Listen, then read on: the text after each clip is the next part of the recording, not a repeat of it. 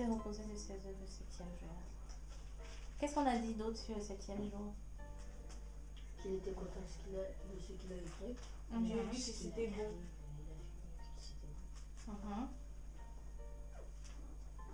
Il avait fait quoi? Pourquoi il se reposait? Parce qu'il avait travaillé 6 jours et après le travail, il est toujours vivant.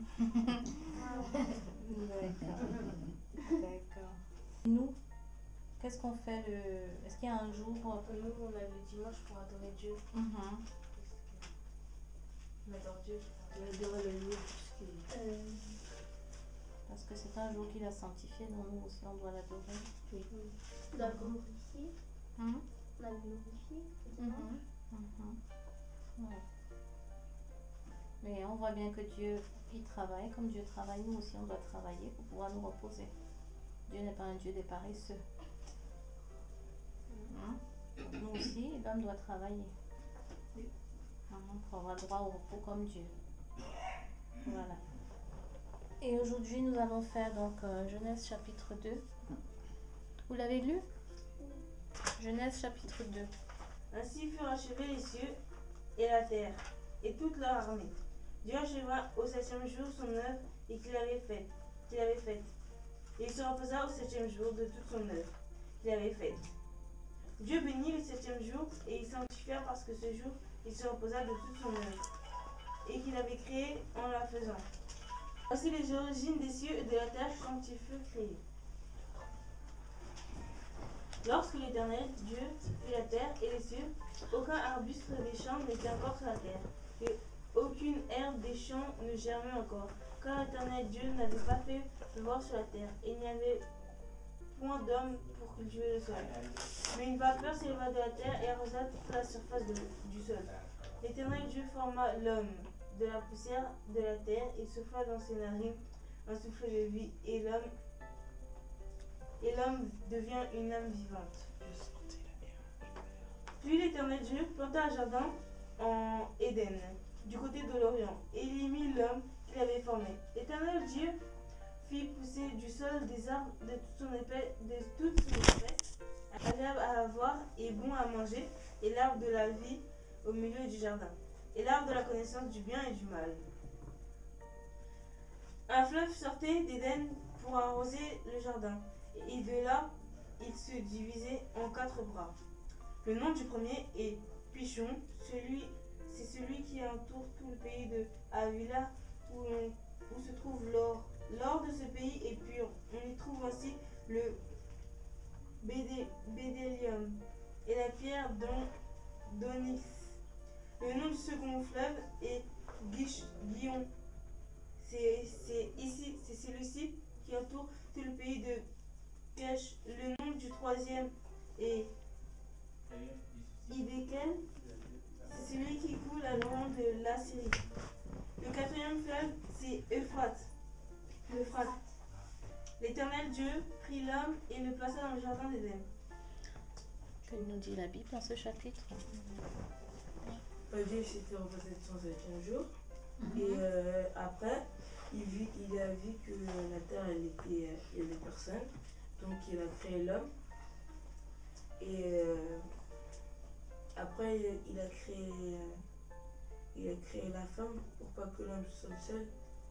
Alors, tu dis que Dieu s'est reposé le 7e jour et après il a créé l'homme. Mais il a déjà créé l'homme. En fait, là, on revient, la Bible revient en arrière. La Bible raconte, on dit voici les origines. Donc, ça s'est déjà passé, mais maintenant la Bible revient plus en détail. Dans le premier chapitre, la Genèse décrit brièvement tout ce que Dieu a créé. Maintenant, dans le 2e chapitre, on revient maintenant sur comment Dieu a créé l'homme le 6e jour. Il revient là-dessus. D'accord? Tout ça, ça s'est passé le 6e jour. C'est une explication de ce qui s'est passé. D'accord? Ce que j'aurais voulu savoir, Dieu a créé l'homme comment? Comment Dieu a créé l'homme? À la poussière. Oui. De la terre. D'accord. Et après, il ramena tous les animaux. Et c'est l'homme qui donnera le nom. Il les donna. Et ça veut dire quoi quand il donne... L'homme, il est quoi? Qu'est-ce qu'il est représenté là par rapport à tous ces êtres? tout ce qui vit. Celui qui domine. Voilà. Il doit dominer sur. Et Dieu lui avait dit de trouver. Enfin, l'homme, il voulait quelqu'un semblable à lui. Et il a donné tous les noms, mais il a trouvé personne. Alors Dieu le fait dormir dans un profond sommeil. Après, il fait ses côtes. Il la prend et il crée la femme. D'accord. On peut me décrire comment il a fait exactement l'homme? Comment ça s'est passé? Il a pris. Comment il a fait? Comment il a créé? Oui, Maëlle, tu voulais dire quelque chose? Alors, c'est écrit.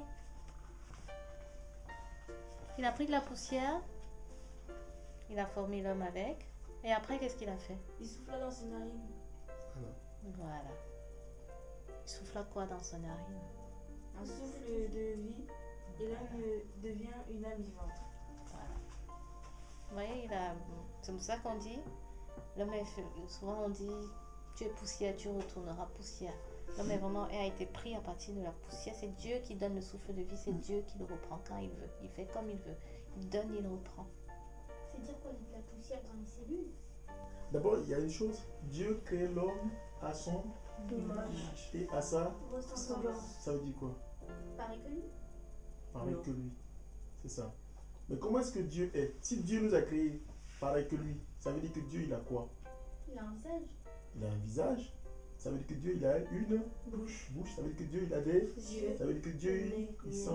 Donc, il nous a créés à son image. Donc, quand tu parles, Dieu, il Il entend. il entend.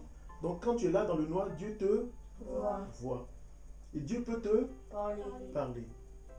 Tu vois? Donc, il nous a créés à son image et à sa ressemblance, c'est-à-dire comme lui. Vous voyez? Maintenant, comme tout à l'heure on l'a dit, c'est Maël qui l'a dit, non, c'est toi qui l'a dit, non? Que Dieu avait tiré l'homme de la terre. Il a pris du sable, il a fait de la boue, et puis il a créé l'homme.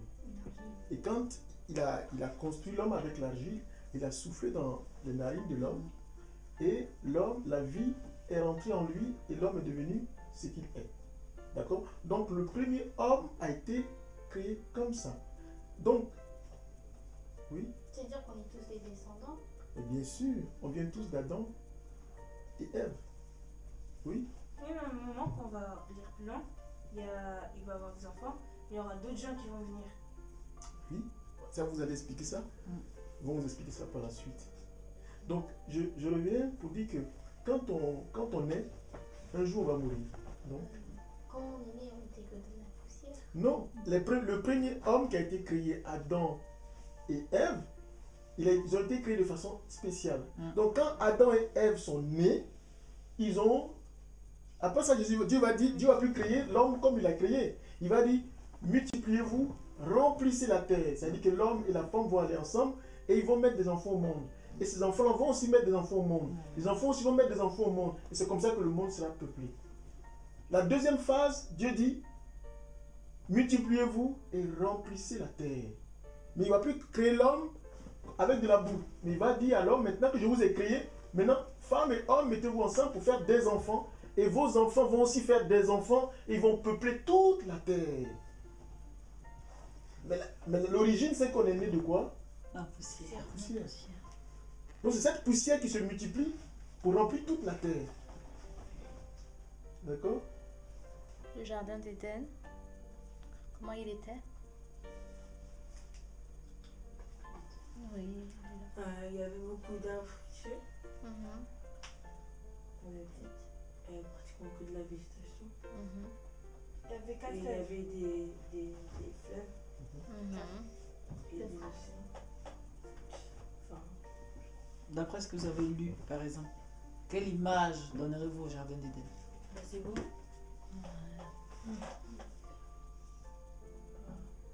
C'est beau, c'est magnifique. Le bonheur. L'homme, il était tranquille, il n'avait pas besoin de planter, il avait tout à portée de main. Pour le cultiver et pour le garder. L'Éternel Dieu donna cet ordre à l'homme, tu ne pourras manger de tous les arbres du jardin, mais tu ne mangeras pas de l'arbre de la connaissance du bien et du mal. Car un jour où tu en mangeras, tu mourras certainement. L'Éternel Dieu dit, il n'est pas bon que l'homme soit seul. semblables à lui. L'Éternel Dieu forma de la terre de tous les animaux des champs et tous les eaux du ciel. Il les fit venir vers l'homme pour voir comment il les appellerait. Et afin que tout être vivant, que tout être vivant porte le nom qu'il lui donnerait l'homme. Et l'homme donna des noms à tout le bétail, aux oiseaux du ciel et tous les animaux des champs. Mais pour l'homme, il ne trouva point d'aide semblable à lui. Alors l'Éternel Dieu fit tomber un profond sommeil sur l'homme qui s'endormit. Il prit une de ses côtes et renferma la chair à sa place. L'Éternel Dieu forma une femme de la côte qu'il avait prise de l'homme, et il l'amena vers l'homme. Et l'homme dit, voici cette fois ce qui est eau de mes os et chair de ma chair. On l'appellera femme, parce qu'elle a été prise de l'homme. C'est pourquoi l'homme quittera son père et sa mère et s'attachera à sa femme, et ils deviendront une seule chair. L'homme et sa femme étaient tous deux nus. Ils ne savaient point honte. Ils n'avaient point honte. Amen. Moi, je voulais vous poser une question. Tout à l'heure, dans le verset 23. Pourquoi est-ce que la femme n'a pas été appelée homme et elle a été appelée femme? Homme, il faut l'appeler homme. Parce qu'elle a été créée à l'image. C'est une partie de l'homme. Oui, pourquoi on n'a pas eu? Oui, mais excusez-moi. Est-ce que quand on parle des fois des Si. hommes et des femmes, Si, qu'est-ce qu'on dit? on dit homme, mais Des fois, avec un on dit H homme, majuscule. Grand H. Voilà, homme et femme avec grand Avec H. un H majuscule. Les hommes. C'est pour cela d'autres, c'est dommage, mais qui se servent de cette partie-là pour dominer sur la femme. Et il n'a pas dit ça. Non. On continue. On verra tout à l'heure. Et donc, ils étaient dans le jardin et ils pouvaient faire tout ce qu'ils voulaient, c'est ça? Vraiment tout? Oh non, pas manger. Pas manger de cet arbre-là. Parce que c'est comme des enfants. Si on connaît Parce que sinon, ils vont connaître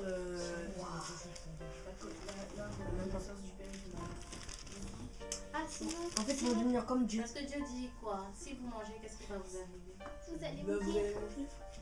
D'accord. Ils vont devenir comme Dieu. Et c'est un arbre qui donne la connaissance Oui. du bien et du mal, c'est ça? Oui. Dieu, il a créé l'homme. Et ensuite, il a dit à l'homme, tu peux donner un nom à tous les animaux. Il a fait venir tous les animaux et il a demandé à l'homme de donner des noms à chacun des animaux. Ça veut dire quoi ça? Qu'est-ce que ça veut dire? Le fait qu'ils disent comme ça à l'homme de donner des noms, qu'est-ce que ça signifie pour vous?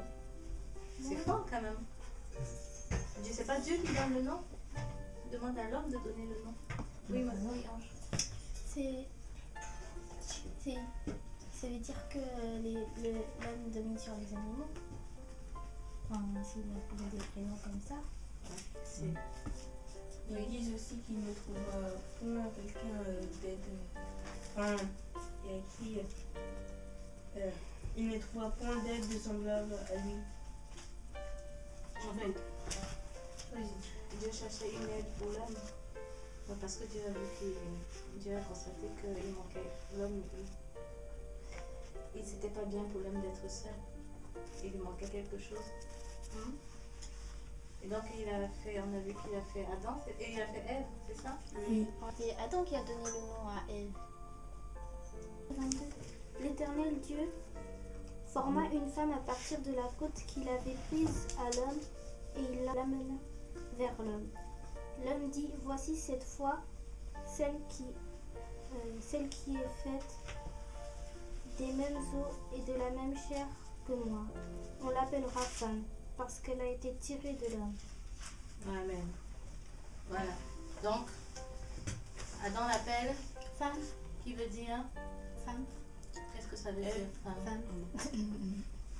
La chair de ma chair, les os de mes os. Voilà. C'est ça que veut dire femme au départ.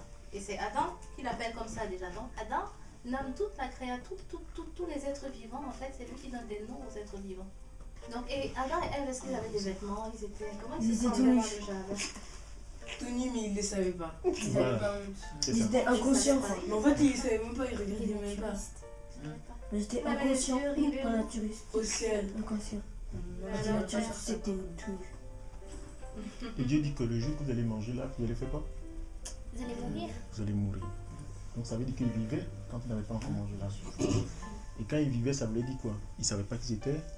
Ah, c'est ça ce que ça veut dire. Moi j'ai cru qu'ils allaient vraiment mourir.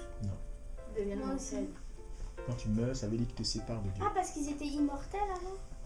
Ils étaient, Bah, ils bien étaient sûr. tellement près de Dieu qu'ils étaient immortels. Parce qu'ils Quand tu es étaient. à côté de Dieu, tu es immortel. Tu vis.